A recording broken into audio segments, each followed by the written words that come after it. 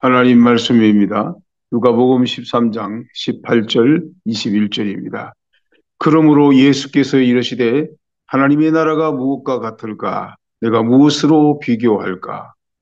마치 사람이 자기 채소밭에 갖다 심은 겨자씨 하늘 같으니 자라 나무가 되어 공중의 새들이 그 가지에 깃들였느니라. 또 이르시되 내가 하나님의 나라를 무엇으로 비교할까? 마치 여자가 가루 서말 속에 갖다 넣어 전부 부풀게 한 누룩과 같으니라 하셨더라. 아멘.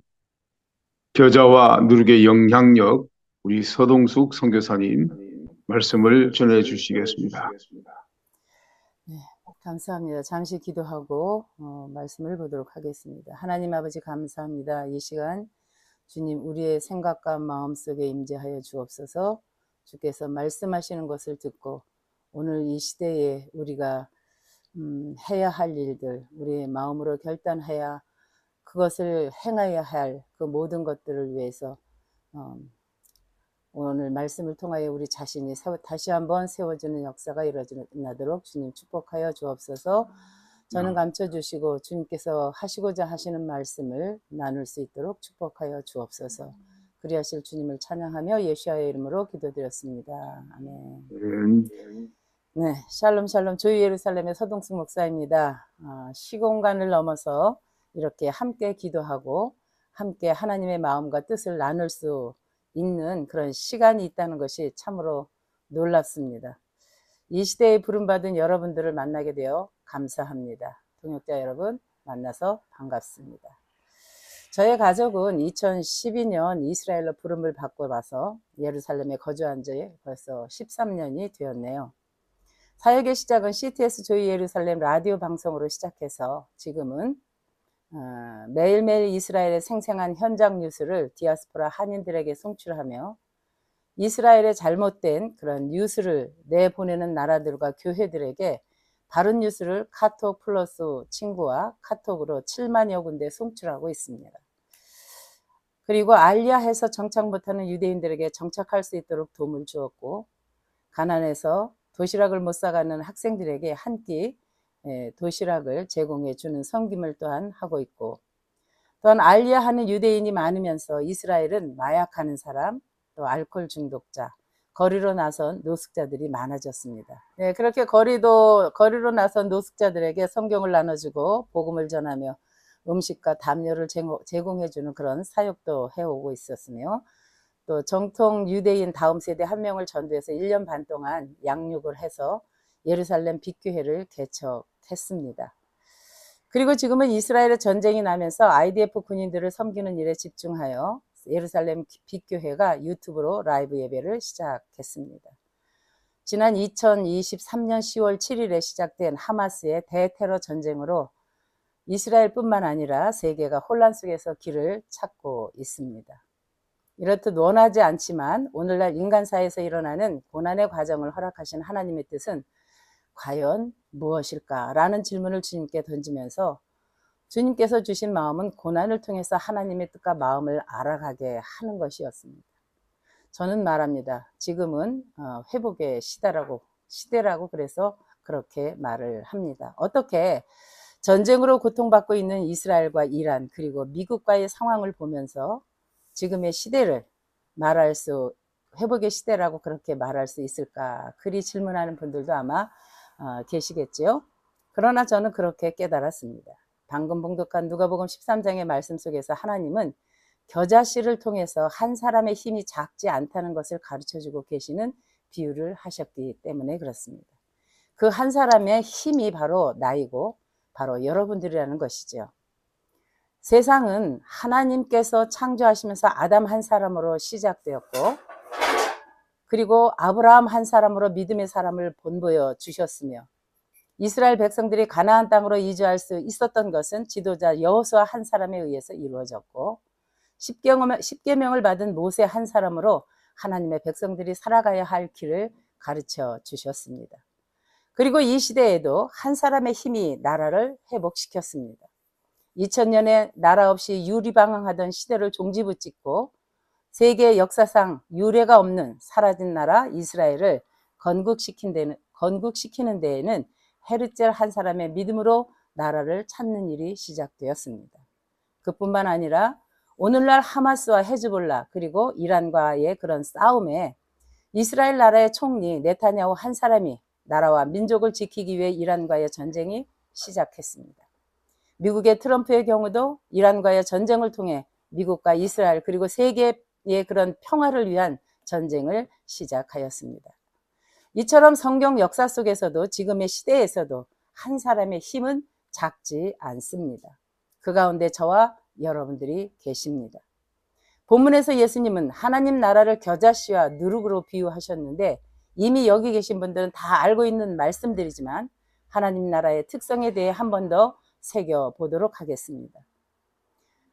첫 번째로 점 같은 겨자씨 한 알은 아주 작지요. 하나님 나라의 시작은 그렇게 크게 소리를 내며 시작되는 것이 아니라 되게 작지만 조용히 그리고 천천히 은밀하게 커지고 부풀어집니다.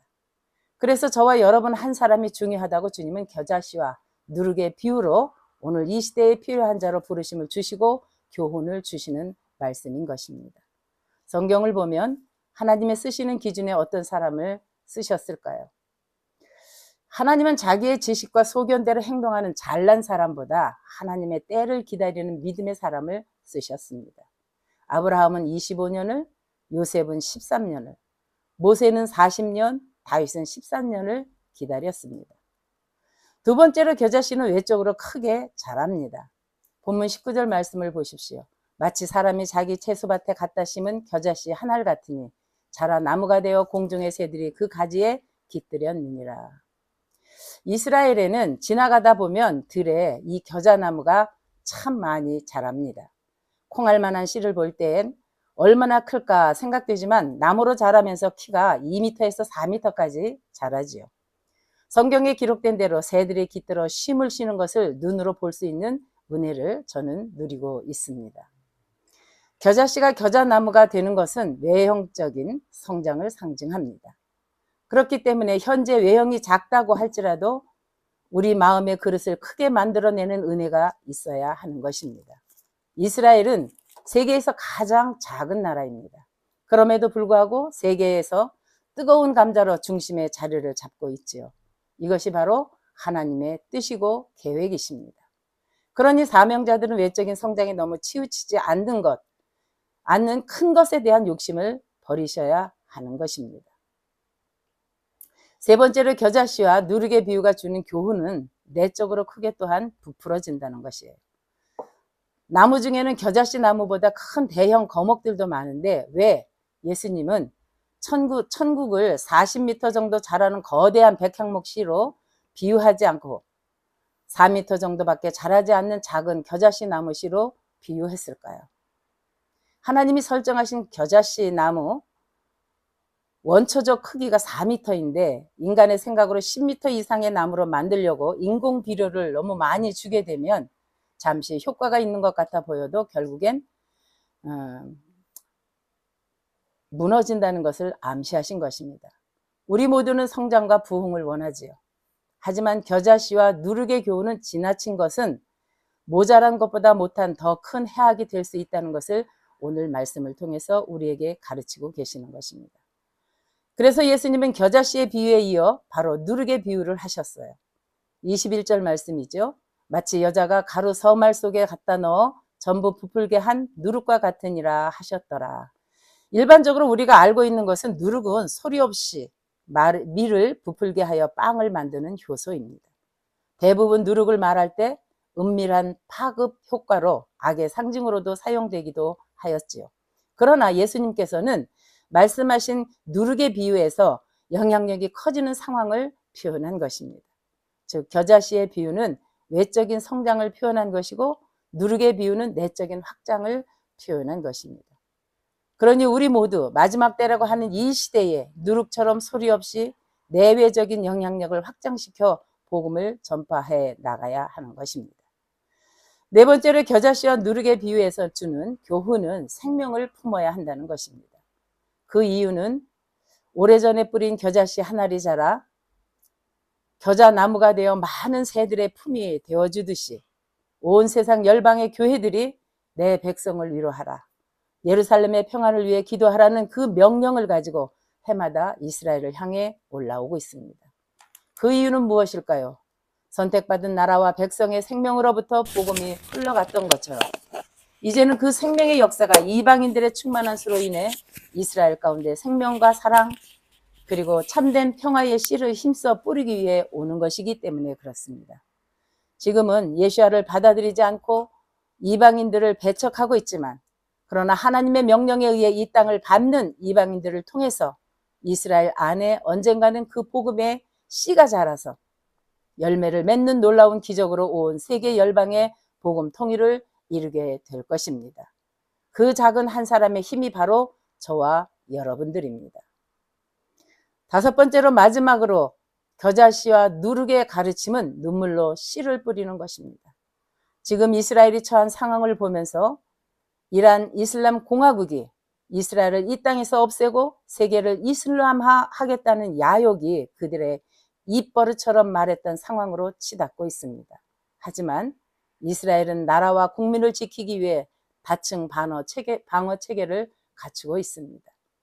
이스라엘의 현재 시스템은 미사일, 로켓, 무인 항공기 등 거의 모든 공격에 놀라울 정도로 효과적입니다. 저희는 지난 2023년 하마스의 대테러 전쟁을 통해서 한 번도 경험해 보지 못한 일들을 이스라엘에서 겪으면서 아버지께서 주신 말씀, 내 백성을 위로하라. 내가 선한 사마리아인이 되라. 그리 명하신 말씀에 의지하여서 저와 제 딸은 레바논, 시리아, 가자 국경 부대들을 섬기러 들어가면서 하나님께서는 저희와 같은 작고 연약한 자들을 들어 쓰시면서 이스라엘의 모든 군시설을 보게 하셨습니다. 이것이 하나님의 계획하심이라고 저는 고백할 수 있습니다. 이스라엘이 과거 역사를 통해 눈물로 씨앗을 뿌리지 않았다면 지금쯤 이란의 야욕을 보지 못했고 전쟁을 치르지 못했을 것입니다. 이스라엘 국방 IDF 장갑은 아이언돔, 데이비드 슬링, 로우 방어 체계로 구성되어 있으면서 각각 근거리 미사일부터 대기권 끝의 위협까지 다양한 거리를 커버하고 있습니다. 이스라엘이 가지고 있는 무기, 미사일은 하나당 5만 달러라고 합니다. 그리고 이스라엘의 힘을 지켜주는 아이언돔 같은 경우는 포대 하나당 가격이 약 1억 달러라고 합니다.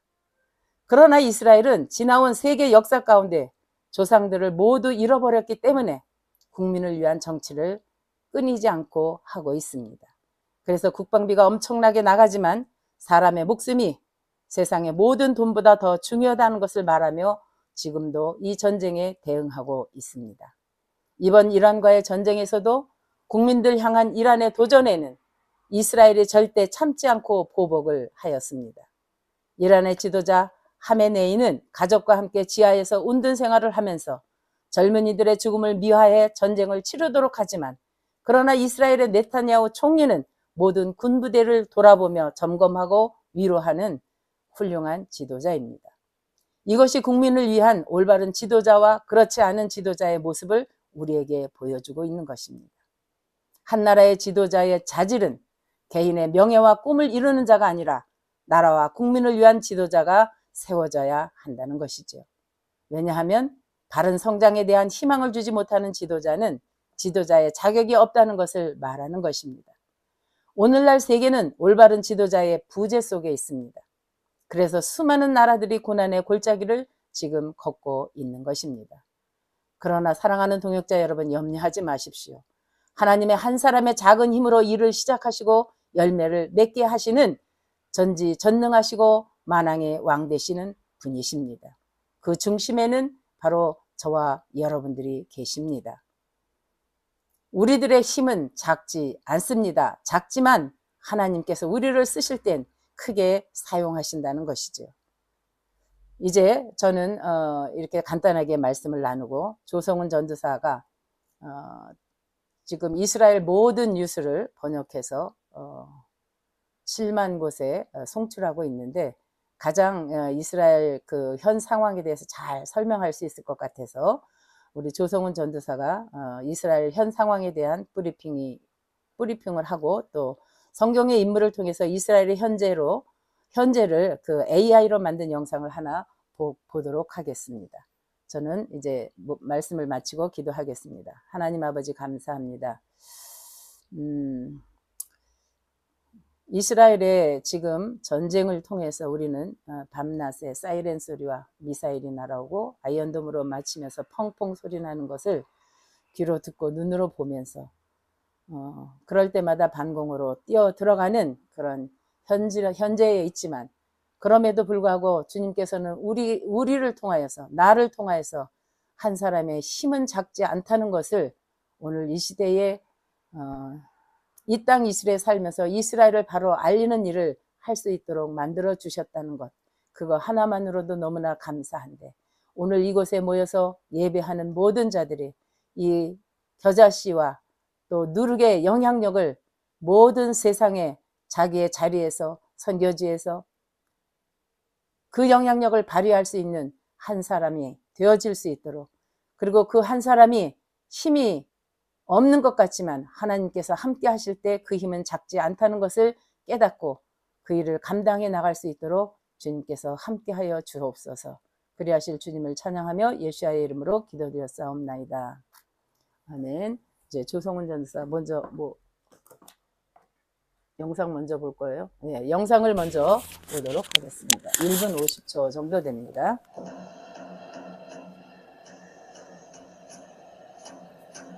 화면이 저기 나가나?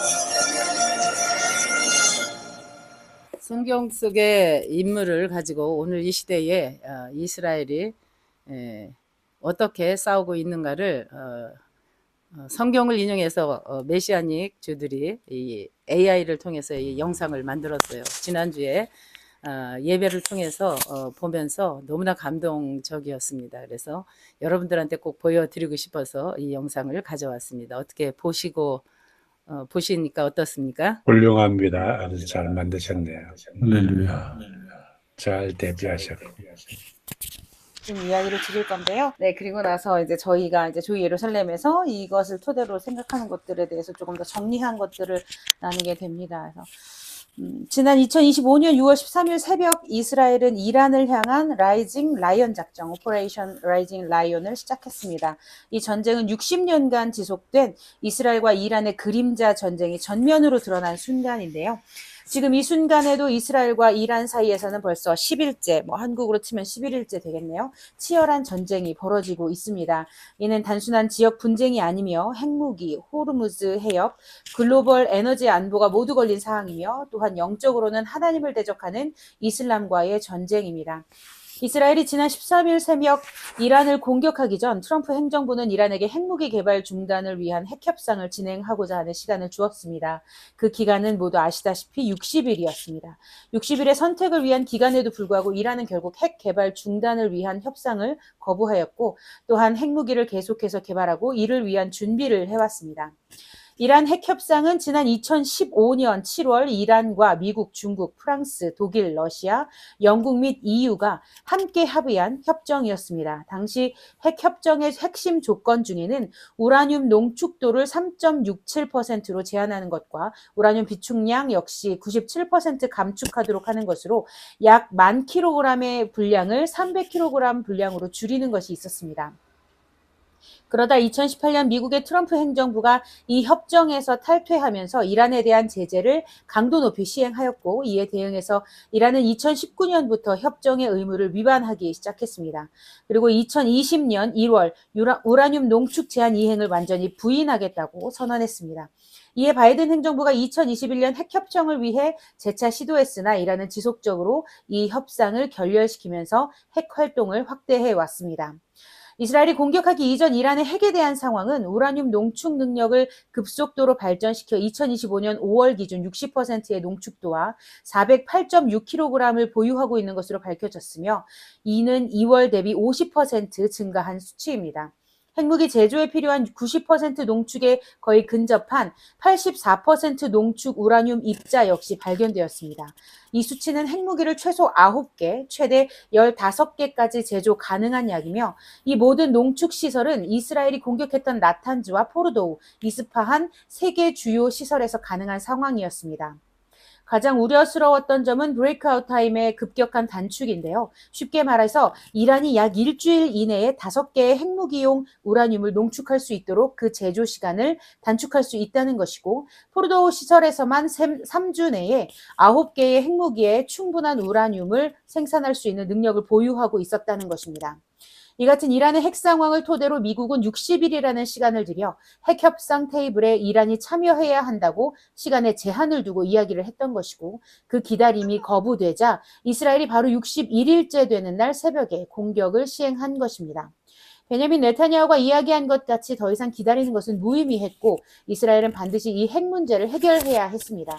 그리고 그 해결은 공격 외에는 방법이 없었고 따라서 핵무기 개발을 위한 시설들과 핵 과학자들을 타겟으로 시작을 한 것입니다.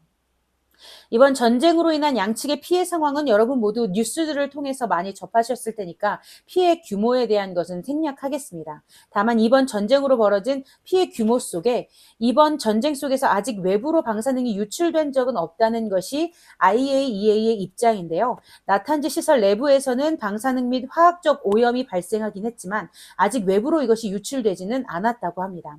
이 이야기는 이스라엘과 미국의 공격에 우라늄의 생산 능력은 타격을 입었지만 우라늄 자체에 손상이 되지는 않았다고 볼 수 있는 것입니다.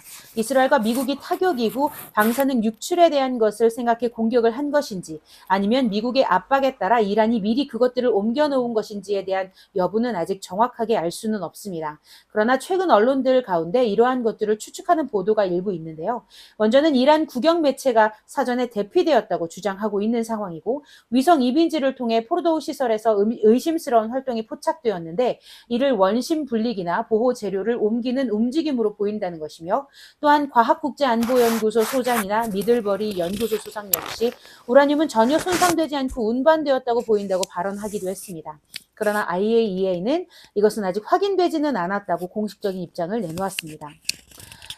이란과 이스라엘의 그 전쟁은 이러한 상황입니다. 이것에 더해 저희 조이 예루살렘에서 그동안 뉴스를 하면서 나름 분석한 것들을 말씀드리겠습니다. 이스라엘은 지금 현재 이슬람과 싸우고 있습니다.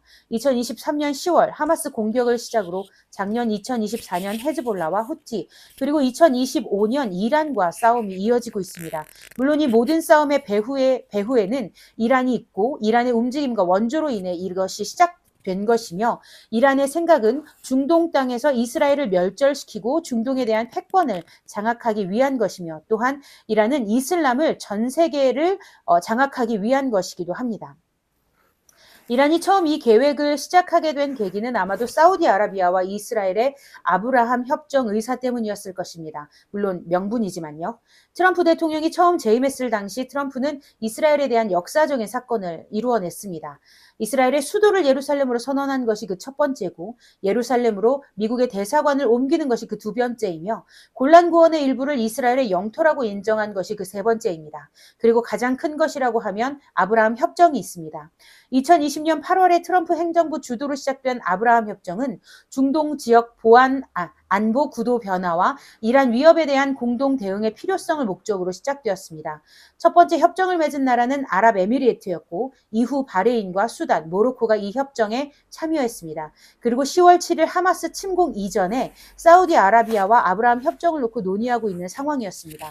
2023년 9월 빈살만 왕세자가 이스라엘과 사우디가 점점 매일 더 가까워지고 있다고 말한 것과, 또 8월 9월 협정 체결이 임박한 것으로 평가되고 있었던 상황 속에 하마스가 10월 7일 공격을 진행하게 되면서 사실상 현재는 중단된 상황입니다. 그 이유에 대해서 팔레스타인 문제가 있다고 많은 이들이 이야기하고 있지만, 사실상 이란이 사우디와 이스라엘이 손을 잡는 것을 원하지 않기 때문에 이 같은 현상이 벌어진 것입니다. 왜냐하면 사우디는 이슬람의 메카가 있는 이슬람의 주요 국가이고, 그렇기 때문에 이스라엘과 손을 잡게 된다면 중동의 많은 이슬람 국가들 가운데 이스라엘과 더욱 손을 잡는 이들이 늘어날 것이고, 꾸란에 나와 있는 대로 유대인들을 죽여야 한다는 교육을 하기가 어려워지게 됩니다. 또한 아시다시피 이슬람은 시아파와 수니파로 나뉘는데요. 시아파는 사우디아라비아와 이집트, 아랍에미레이트, 요르단, 카타르 등이 있고, 시아파는 주로 이란, 이라크, 아제르바이잔 등이 있습니다. 그리고 이란은 시아파의 주요 국가이고, 사우디가 수니파의 주요 국가이죠. 그런데 수니파의 종주국인 사우디가 이스라엘과 손을 잡게 되면 이슬람 전체 인구의 약 85에서 90%를 차지하고 있는 수니파인들이 이스라엘과 손을 잡는 격이 되고, 그렇게 되면 전체 이슬람 인구의 10에서 15%밖에 되지 않는 시아파는 자신들이 원하는 대로 이슬람을 장악할 수도 없고 지속적인 반이스라엘 교육이 이루어질 수도 없게 되기 때문에, 따라서 실질적인 이슬람 내의 장악력을 잃게 될 수도 있는 것입니다. 지금 현재 이란을 비롯해 터키의 에르도안이 중동의 무슬림들에게 이슬람은 모두 뭉쳐서 이란과 함께 싸워야 한다고 이야기하는 것을 보면, 이란은 이슬람을 통해 중동의 패권을 잡기 원하는 것이고, 나아가 핵을 가지고 전 중동의 무슬림들을 장악하고 세계를 자신들의 손아귀에 넣고 싶어하는 그 목적을 가지고 있는 것을 분명히 볼 수 있습니다. 그렇다면 이란이 왜 그렇게 많은 핵무기를 가지려고 하는 것일까요? 이스라엘은 작은 나라입니다. 목표가 이스라엘만이라면 이란은 그렇게 많은 핵무기가 필요하지 않습니다. 그런데 그들은 9개에서 15개를 만들 수 있는 양을 비축해 왔습니다. 왜일까요? 왜냐하면 이란은 이 핵무기들을 가지고 자신들과 연관된 나라나 테러 지도자들에게 나눠서 전 세계를 핵을 통해 위협하고자 하기 위함입니다. 지난 2023년 하마스를 통해, 2024년 헤즈볼라를 통해, 후티를 통해 레바논과 시리아 등지에서 이란이 이스라엘을 공격하기 위해 무기를 지원하고 공격을 배후에서 주도해온 것만 봐도 알 수 있는 상황이며, 또한 아이시스를 비롯한 테러 단체들과 연계해 유럽 등지에서 테러들을 일으켰던 것만 봐도 알 수 있는 상황입니다. 그렇다면 이란의 네트워크는 어느 정도일까요? 먼저 헤즈볼라가 있습니다. 1982년 이란 혁명 수비대가 직접 지원하여 설립한 것이 바로 헤즈볼라입니다. 이란은 이 단체에 연간 7억 달러를 지원해왔습니다. 그리고 하마스가 있습니다. 1990년부터 이란이 지원하기 시작했으며 이란은 하마스에 연간 1억 달러를 지원해왔습니다. 세 번째로 팔레스타인 이슬람 지하드가 있습니다. 이 조직은 이란으로부터 예산의 대부분을 받는 조직이며 가자지구와 서한지구에서 다수의 치명적인 공격을 수행하는 테러 조직입니다. 네 번째로 후티 반군이 있습니다. 이란은 이 단체의 광범위한 무기, 훈련, 무인 항공기 등 첨단 장비를 지원해왔고, 후티는 이란의 지원으로 지난 2023년 10월 공격 이후 홍해에서 미군 함정과 상선 공격을 지속해왔습니다. 다섯 번째는 이라크 시아파 민병대가 있습니다. 여섯 번째로는 시리아 내 친이란 세력들이 있습니다. 시리아의 아사드 정권 지원을 위해 이란, 헤즈볼라, 러시아가 협력해왔고, 아프가니스탄과 파키스탄의 시아파 군인들을 시리아 전장에 동원하기도 했습니다.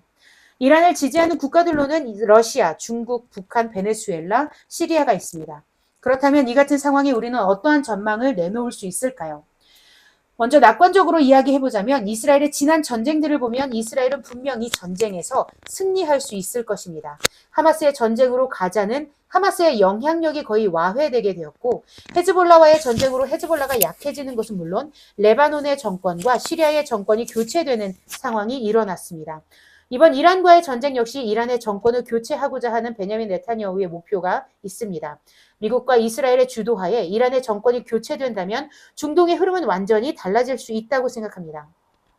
이란은 원래 적대 국가가 아니었습니다. 1948년부터 1979년까지 이스라엘과 이란은 외교적인 관계를 가지고 있었고 특히 1950년 이란은 터키에 이어 두 번째로 무슬림 국가에서 이스라엘을 국가로 승인한 그런 나라였습니다. 또한 이란과 이스라엘은 경제적으로도 협력했었는데 이스라엘이 석유의 40%를 이란에서 수입했었고 그 대가로 무기, 기술, 농산물들을 제공했었으며 이란이 이스라엘을 통해서 제3국에 석유를 판매하기도 했었습니다. 또 재밌는 것은 1957년 이란의 사바크 비밀경찰 이 비밀경찰 조직이 CIA와 이스라엘의 모사드의 도움으로 창설된 바 있었고 이란 경찰은 통신 장비 운용 훈련을 함에 있어서 이스라엘과 그 과정을 함께 수료하기도 했었습니다. 그러다 1979년 이란의 새 정권이 들어서면서 관계가 단절되고 이란 내에 반이스라엘 정책들이 세워지기 시작했습니다. 하메네이가 이스라엘의 존재 정당성을 부정하고 나서면서 외교 정책 역시 급격히 변화되며 지금의 상황에까지 이르게 된 것입니다. 따라서 이란의 정권이 교체가 되고 하메네이가 그 자리에서 내려오게 되면 이란과 이스라엘은 이전과 다른 모습으로 조금씩 변화될 수 있으며 또한 그것은 중동의 흐름을 변화시킬 뿐 아니라 영적으로도 왕의 대로가 열리는 이사야서 35장 2절과 8절의 말씀과 이사야 19장 23절과 25절의 말씀의 성취가 일어날 것입니다. 말씀을 읽어드리겠습니다. 이사야 35장 2절입니다. 무성하게 피어 기쁜 노래로 즐거워하며 레바논의 영광과 갈멜과 사론의 아름다움을 얻을 것이라. 그것들이 여호와의 영광 곧 우리 하나님의 아름다움을 보리로다. 8절 거기에 대로가 있어 그 길을 거룩한 길이라 일컫는 바 되리니 깨끗하지 못한 자는 지나가지 못하겠고 오직 구속함을 입은 자들을 위하여 있게 될 것이라. 우매한 행위는 그 길로 다니지 못할 것이며 19장 23절입니다. 그날에 애굽에서 아수르로 통하는 대로가 있어 아수르 사람은 애굽으로 가겠고 애굽 사람은 아수르로 갈 것이며 애굽 사람이 아수르 사람과 함께 경배하리라. 그날에 이스라엘이 애굽 및 아수르와 더불어 셋이 세계 중에 복이 되리니 이는 만군의 여호와께서 복주시며 이르시되 내 백성 애굽이여 내 손으로 지은 아수르여 나의 기업 이스라엘이여 복이 있을지어다 하실 것입니다. 아멘. 이것을 토대로 우리가 함께 기도했으면 좋겠는데요. 먼저 세 가지 기도 제목을 보내드렸습니다. 혹시 PPT를 지금 연결해 주실 수 있을까요?